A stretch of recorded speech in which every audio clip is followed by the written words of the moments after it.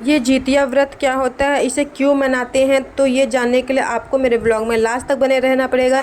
Hey everyone, welcome back my channel. तो friends, आज मैं आप लोगों को बताऊंगी कि जितिया व्रत क्या होता है, इसे क्यों मनाया जाता है। तो छठ पूजा के बारे में सभी को पता होगा, लेकिन जितिया पूजा के बारे में सिर्फ यूपी और बिहार वाले लोगों को ही पता होगा, क्योंकि वही लोग इसे मनाते हैं। तो आइए जानते हैं। एक ऐसा व्रत जिसे जितिया व्रत कहा जाता है और इसे जीवित पुत्रिका व्रत भी कहते हैं। यह व्रत अपने संतान की लंबी आयु के लिए और उनकी सुख समृद्धि के लिए रखा जाता है, और ये सिर्फ लड़कों के लिए नहीं, लड़कियों के लिए भी रखा जाता है। तो ये व्रत हर साल अगहन महीने के कृष्ण पक्ष की 7वीं से 9वीं तक रखा जाता है, जो कि पितर पक्ष में मनाया जाता है। तो यहाँ पे इसमें चढ़ाने के लिए फल फूल और भी बहुत प्रकार के फल होते हैं, और साथ में गुजिया ठेकुआ भी चढ़ाया जाता है, हलवा पूड़ी भी चढ़ाया जाता है। और इस व्रत को करने के लिए घाट के पास भी जाया जाता है। तो यहाँ पे हम लोग रेडी हो गए हैं घाट पे जाने के लिए।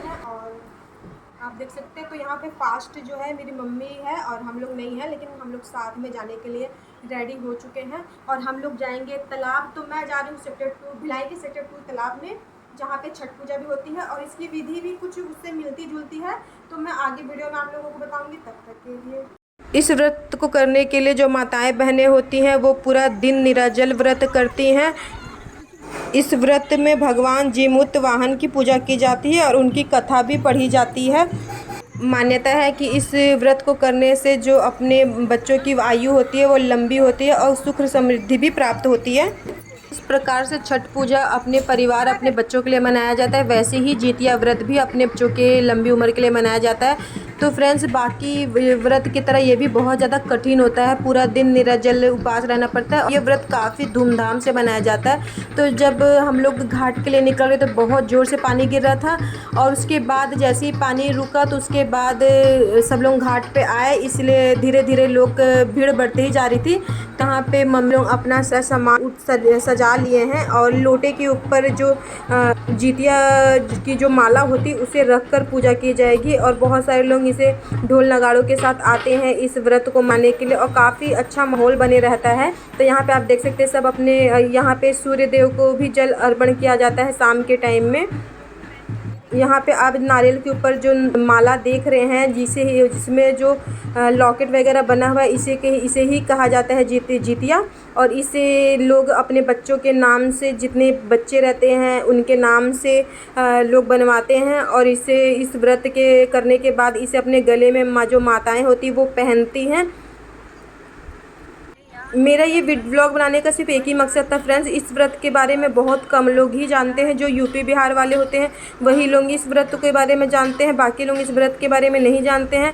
तो मैं इस व्लॉग के थ्रू उन लोगों को बताना चाहती थी कि ये व्रत क्या होता है, क्योंकि हम लोग जब भी घाट से निकलते थे सब लोग पूछते थे कि ये क्या है, कौन सी पूजा है। तो मेरा मेन मकसद यही था इस वीडियो को बनाने के लिए। तो यहाँ पर मैं अपनी फैमिली के साथ आ गई हूँ, और यहाँ पर चाची आई है। मम्मी का तबीयत ठीक नहीं था तो वो नहीं आ पाई, उन्होंने अपना सारा सामान भिजवा दिया था। तो यहाँ पे जो भी भाभी लोग थी सब पूजा करी थी, वो लोग ही चढ़ा दिए। तो यहाँ पे जितिया माता का पूजा करने के बाद उन्हें फल फूल चढ़ाया जाता है, और जितने भी पकवान होते हैं, भोग होते हैं, लगाया जाता है। फिर उसके बाद आरती किया जाता है। तो यहाँ पे सब लोगों ने मिलकर आरती किया।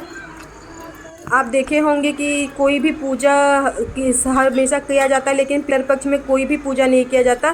तो ये खास, ये स्पेशली एक पूजा है जो सिर्फ और सिर्फ पितर पक्ष में ही होता है। तो यहाँ पे पूजा भी कंप्लीट हो गया है, और इसके बाद कथा वथा भी सब लोगों ने पढ़ा। फिर उसके बाद सब लोगों ने मिलकर आरती किया। फिर जितिया माता को सारा प्रसाद चढ़ाने के बाद पूरा सामान अपने अपने टोकनी रख लिया जाता है। फिर इसके बाद जितनी भी सुहागिनी माताएं और बहनें होती हैं वो एक दूसरे को सिंदूर लगा के आशीर्वाद लेती हैं, और यहाँ पे अच्छे से मांग वगैरह भरा जाता है एक दूसरे का। फिर उसके बाद आशीर्वाद लेने के बाद हम सब लोगों ने फ़ोटो वगैरह खिंचवाया, और यहाँ का माहौल काफ़ी ज़्यादा अच्छा हो जाता है उस टाइम में, और शाम का माहौल रहता है। और यहाँ पे हम लोगों को काफ़ी ज़्यादा लेट हो गया था, हम लोग काफ़ी लेट हो रहा था, अंधेरा भी होने जा रहा था। तो धीरे धीरे सब चले गए थे। हम ही दो परिवार बचा हुआ था, एक और बगल में बचा हुआ था, हम लोग बचे थे। तो यहाँ पे फटाफट भी हम लोग अपना काम ख़त्म कर रहे थे। उसके बाद हम लोगों को भी घर जाना था। और यहाँ का माहौल समय शाम के टाइम काफ़ी ज़्यादा अच्छा हो जाता है, तो मुझे बहुत अच्छा लगता है। मैं हर साल आती हूँ।